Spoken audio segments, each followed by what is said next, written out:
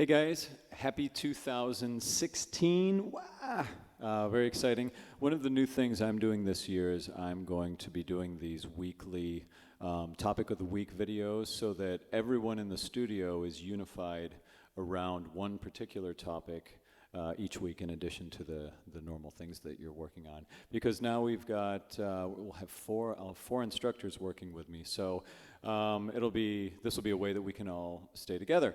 So the first thing I want to talk about, which I think is the best place to start, is to talk about how to practice. So many people aren't quite sure how to practice. So I've broken down a few things I want to talk to you about. First thing with how to practice is the discussion of how much time you should spend each day practicing. Well, when we're talking about singing, we want to, you can only sing so much time before your vocal folds get tired, especially if you're in school or you're talking or your job is talking. So duration of time is important. In a perfect world, if you don't have a lot of talking in the day to do, which isn't that many people, for an adult, it would be ideal if you could practice 2 30-minute sections, one in the early part of the day, one in the evening. And I know that's in a perfect world, and not many people have time to do that if you're an adult with a regular job. But that would be great. Any more than that, you might be pushing into fatiguing your voice and then prolonging the fatigue throughout the day. So that's a pretty good amount of time to be building muscle memory with singing. Excuse me. Now, for kids, middle school, elementary school kids, I wouldn't practice much more than 30 minutes a day, especially if you're in school and you're singing and performing and doing shows. You want to be very careful. Your vocal folds are young, and so I would say 30 minutes would be great. Maybe, and this goes for, I would say, 5 times a week, 6 times a week. But taking off a day or two each week is a pretty good idea, just to let the cords reset and get sort of refreshed and fully charged. I really recommend that. So also just be really conscious throughout the day how much talking you're doing. So kids, if you're in choirs in school and you've got 90-minute periods and you're coming up on a concert and you're practicing a lot, then you shouldn't go home and practice 30 minutes on top of that. Just make sure that you're being conscious of how much you're using your voice in your everyday life, all right? And just also pay attention to the signs of your voice fatiguing throughout the day as you're using it. I'll talk about that in a separate video. But once you start feeling like you have to clear your throat a lot and your voice feels husky, a little bit like that, then that's your body telling you that your vocal folds are tired and you should be careful. So you want to be intuitive about those things. Okay, so now that we've talked about the duration of time in practicing, and by the way, high school kids, I didn't focus on you guys. I said middle school and younger, about 30 minutes. High school kids, depending, you might be 45 minutes is a good amount of practicing. Sometimes you can do up to an hour, but a lot of times you guys are so busy with singing at school that you want to be careful with that. So I'd say shoot for 45 minutes on days you don't have a whole lot of extracurricular vocal use. Now, inside of this practice time, let's say that we've got our 30-minute practice session that we're going to be doing. How do we divide up the time? What I like to recommend for you guys to do is to take the 30 minutes and take the first 10 minutes and do that to work on your vocal warm-up.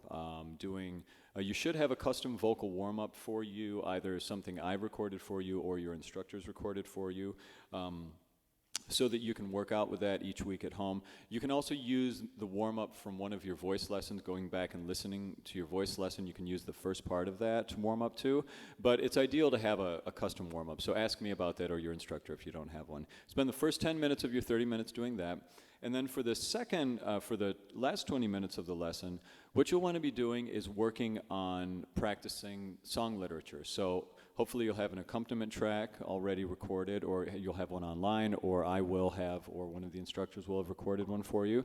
And then you'll practice with that at home, and you'll sing through the song. And there are 2 different ways of practicing song repertoire when you're at home. There's practicing concepts in a macro way and practicing concepts in a micro way.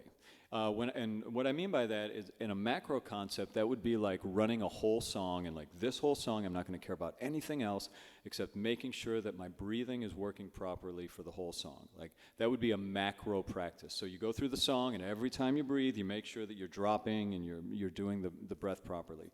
So that's a way you can do that, and you can do that with focusing on, this time I'm going to just make sure that every phrase is legato throughout the whole song. I don't care what else happens. This time I'm going to go through and make sure that I'm keeping my jaw relaxed, you know. So that's a way to practice in a macro way. Super important way to practice. Next, the way that you can practice is in micro practicing, where you take a particular passage of a song, something that maybe I focused on or your instructor focused on in your lesson, and it's a spot where we were working on getting something just right, and there were lots of details to one particular phrase. And you'll take that phrase and you work that phrase over and over for maybe 5 or 10 minutes, just working that one concept of maybe ba ba, you know, opening your throat on the jump or whatever it is.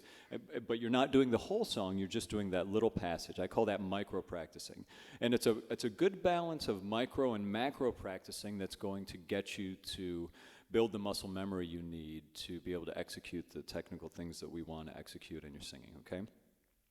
And then there's one other way to practice, which is kind of a combination of the two, which I used to do a lot in college. If you looked at my opera scores, you'd see them riddled with this.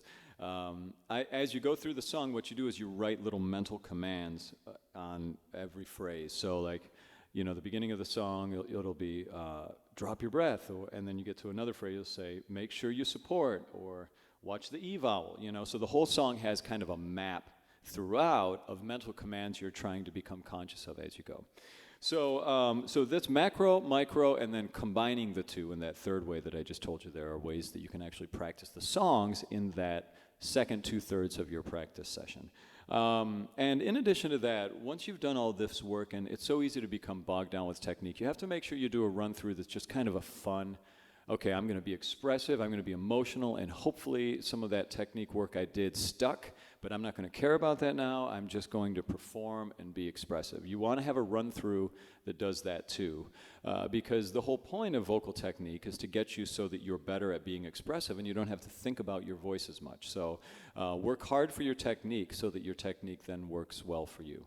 Now, there are other ways to practice that don't include actually building muscle memory or building performance awareness that's super important. For instance, listening to your voice lessons. You should listen to your voice lessons a couple times a week, because there's so much information being passed back and forth in voice lessons that it's hard to catch it all, because your mind is so active on trying to think of the thousands of things that are going on as you're singing. So it's important to listen back and not just fast forward through the talking parts. I mean, I know it gets annoying to hear it, but actually listen to it so that you're hearing the concept, because I'm going to say the same thing over and over if you keep doing it the same way. So you're going to keep hearing it over and over. So you might as well, you know, internalize those things that come up. All right. So listening to your lesson, also listening to music. So really be active in your day of listening as much as you're practicing. And that can be anything. That can be, you know, we do so many styles of singing here. Listen to all different things. Listen while you're doing homework, which is passive listening. And then take some time and do some active listening where you close your eyes and you study the way people are singing. Try to figure out how you think it would feel to make those sounds, and analyze it from the technical things we've talked about. And other than that, you can also go out to live shows. One of the best ways to learn about the application of the techniques we talk about are to go out to shows. We live right near New York, so you can go to a Broadway show every weekend if you have the money. But you know, go to shows. That's another great way to practice. You're practicing by being aware of the application of the things that we're talking about in lessons. So, first week of the year, January 4th, 2016. It's a cold, sunny morning. I wanted you all to have, going off into the year, some clear ideas and concepts about how you're going to become a better singer, a better performer, and these are some concepts to do that. The only last one that I'll say, which is a really helpful one to do, that you don't want to do all the time because it can be kind of maddening to be so self-examining. But set up a videotape and videotape yourself performing. When you have a song memorized and you feel like it's working in your body, start videotaping yourself singing with a karaoke recording, and then watch it back. You're going to learn so much about how you're communicating your expression from a video. So all of these tools we have in technology now, it would be foolish to not use them to help you get better at this beautiful art form of singing. So I look forward to seeing you all this week. I had a great vacation in Europe last week, and I'm recharged and ready to rock. So I'll see you at your lessons. Thanks.